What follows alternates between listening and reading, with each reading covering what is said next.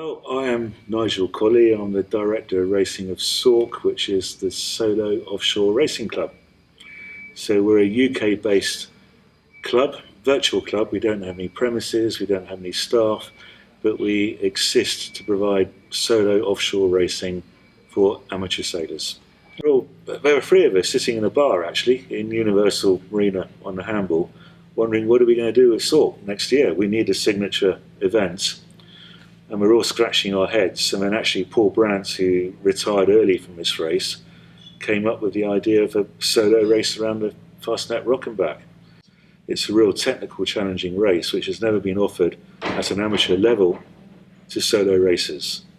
And this has really caught the imagination of a large spectrum of participants who've come from France, Belgium, Germany, Australia, the UK, Ireland.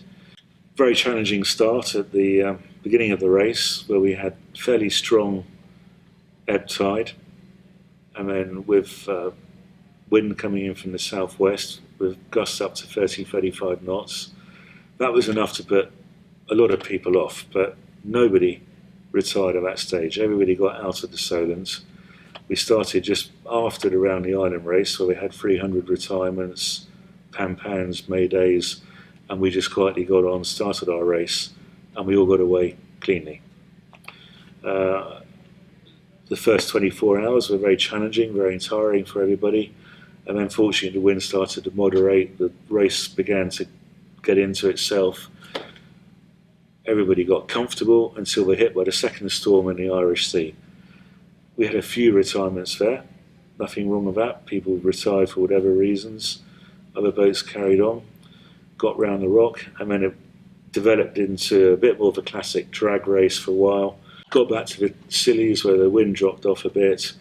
More tactical considerations came into play. Do you go north of the TSS? Do you go south of the TSS? Were the grips accurate? And some boats went one way, some boats went the other way. And then, as in a lot of Fastnet type races, in the final approach to Plymouth, are you going to get shut down by the wind when you come towards Plymouth Sound? So the wind was up and down a bit. The wind did shut down a bit for the leaders, which allowed the slower boats to catch up a bit. A little bit of fleet compression, which is always a chance in this race. Yeah, well, I mean, having just done this solo race out around the Fastnet Rock and back, it's a very challenging race. It's one of the most challenging race courses you can imagine in the world, for lots of different reasons. It's not the sort of race you can just jump in with your boat and do solo. You have to get there first. So with Solo Offshore Racing Club, you can come and start doing some inshore races with us. You can do a more gentle entree around the Isle of Wight race, progress to do some offshores. We provide training events to get new people to solo racing involved with us. We will teach you how to prepare your boat, how to race your boat. We get professionals in to coach us all, whether you're new to it or more seasoned. So we'll help you along that journey.